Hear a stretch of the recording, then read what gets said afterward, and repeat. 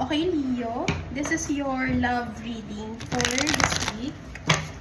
Okay, ano ba yung mga current energies ng Leo para sa yung weekly love reading? Okay, if it resonates with you, don't forget to subscribe and like the video. But if it doesn't resonate, just leave it. Okay, so it doesn't apply to everyone. This is for the Leo, Sun, Moon, Rising, Venus. We have the Two of Pentacles. The High Priestess is also here. Okay, Leo, bakit ka hesitant ka sa isang bagay? Because I can see in your energy, Leo, that this week is full of mix passion and hesitation. So, may strong attraction or emotional pull towards someone, pero may tendency na umiwas. Parang iba sa inyo, Leo, gusto ka naman ng tao na to, like, nagbibigay naman siya sa'yo ng motibo, pero you choose to ignore the feeling, or parang ayaw mong pansinin yung nararamdaman niya para sa'yo. So, may strong attraction naman and emotional pull do sa tao na yun, pero parang ikaw yung umiiwas, or you prefer this way, kasi karamihan talaga ng Leo, hindi sila ganun ka-open sa nararamdaman nila. And yung cards kasi dito, pinapakita na naghihintay ka ng action mula sa kabilang side or with your person. So parang hindi mo siya igugo kasi hindi ka sure. May ganun ka energies dito, Leo.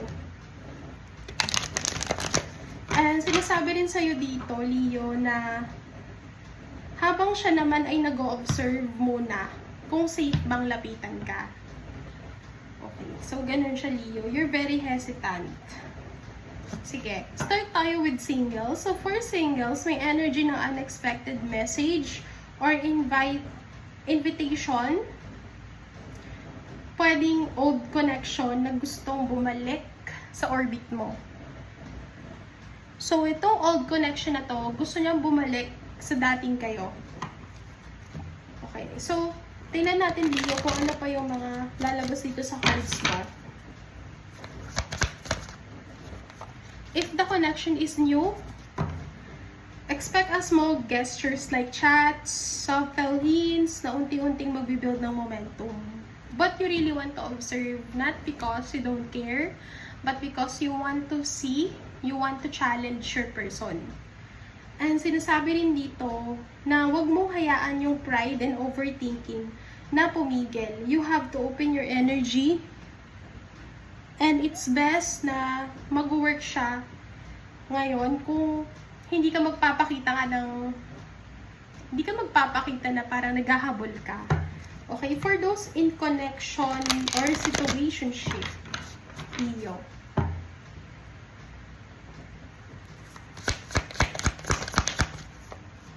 Okay, so you have the Strength card. I can see here na this week may push and pull energy. One moment sweet, next moment distant. So, ang cause ay isa sa inyo ang gusto ng clarity. Yung isa gusto ng freedom muna. Pwedeng ikaw to, Leo. Kasi most of the time, you tend to do what you want.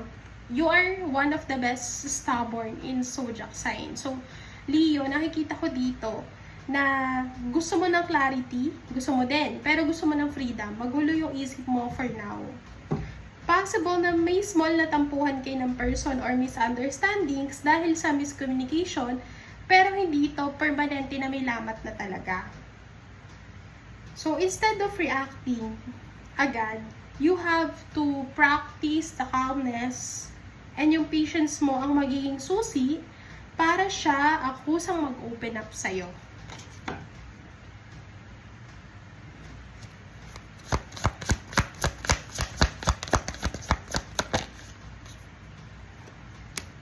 Okay, sabi rin sa'yo dito, Leo, you're very hopeful naman na magkaroon ng progress yung connection. But it's just sometimes you tend to overthink kung ano ba yung dapat. Meron talaga kayong undercurrent na longing. Ikaw naman yung person mo ay may silent missing. So, kahit walang direct communication, meron kayong telepathic communication na ang tension ay galing sa pride versus vulnerability.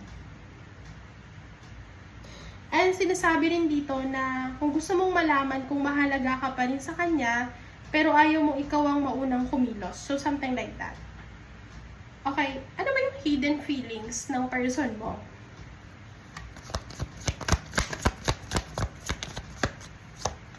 Okay, may sign dito, Leo, na curious siya and nasa stalking energy. Checking your social media, stories, or kung anong ginagawa mo. May guilt and hesitation din. So, parang gusto niyang mag-reach out pero natatakot sa rejection or ayaw niyang magmukhang mahina. Okay, so sabi rin dito,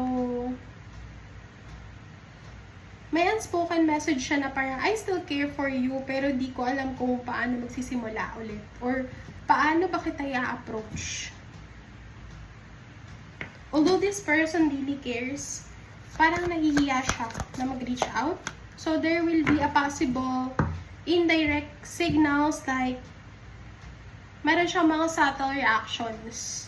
Sinasabi rin dito na pwede rin may random trigger like a song, place, or memory na magpupush sa kanya na magparamdam.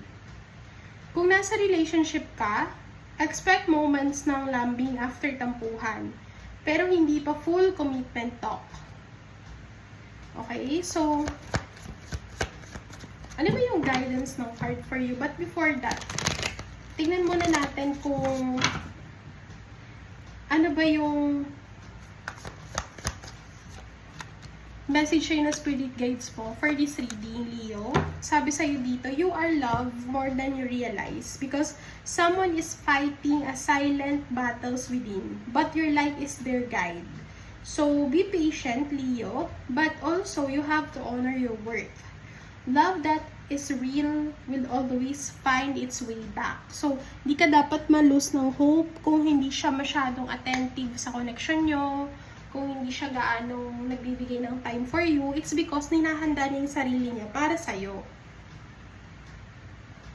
And this week is about testing patience talaga and clarity. May mga small moves from your person pero hindi pa ito full actions. So, ang mahalaga, Leo, is to stay in your power kasi the universe is aligning the right timing para sa'yo. Let's have your guidance, Leo.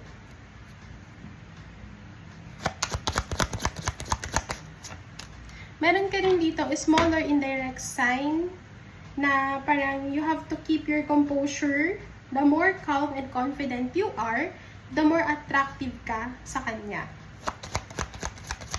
Sabi rin sa'yo is you have to listen to your intuition. Kapag may urge kang kumilos, tanungin mo muna, is this from fear or from love?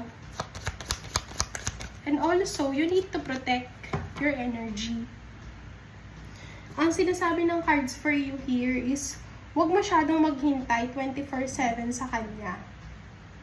Focus sa hobbies, sa career, self-care. This actually strengthens your magnetic pull. So, hayaan mo lang siya kung hindi siya masyado nagbibigay ng time for you, hindi mo naman siya kailangang habulin lagi. Okay, sabi rin sa'yo dito is, kahit wala siyang direct na message, nakikita niya na is energetically inisip ka niya lagi. So, the spirit case is telling you na you have to think about it, you have to think about yourself, not because kailangan mo i-push yung connection, but because kailangan mo siyang gawin dahil gusto mo talaga. Pero ang sinasabi rin ng cards for you is don't forget to heal. Kasi may pagka-hot and cold tong person mo. One day malapit ang energy niya, the next day cold na. This is not dahil wala siyang care, kundi dahil confused siya sa sarili niyang priorities.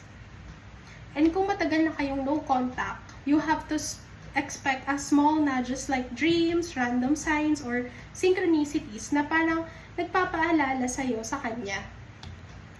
Okay? So, deeper feelings ni person is meron siyang mixed signals, meron siyang longing and fear, longing na namimiss ka pa rin, pero may fear na kasi baka masaktan ulit or baka hindi aligned ang timing. Okay? So, parang gusto niyang makita kung available ka sa puso niya, nang hindi siya nagtatapat directly. May subconscious jealousy din kasi kahit hindi niya ipakita, iniisip niya kung may iba ka na. So, pwede magparamdam talaga siya sa'yo. And kung nasa relasyon ka, expect a shift ng mood. Pwedeng may tampuhan pero susundan ng effort to reconcile. So, someone here wants to reconnect again with you, Leo. Okay, so that is your love reading for this week. And I hope you resonate with this reading. Thank you, Leo.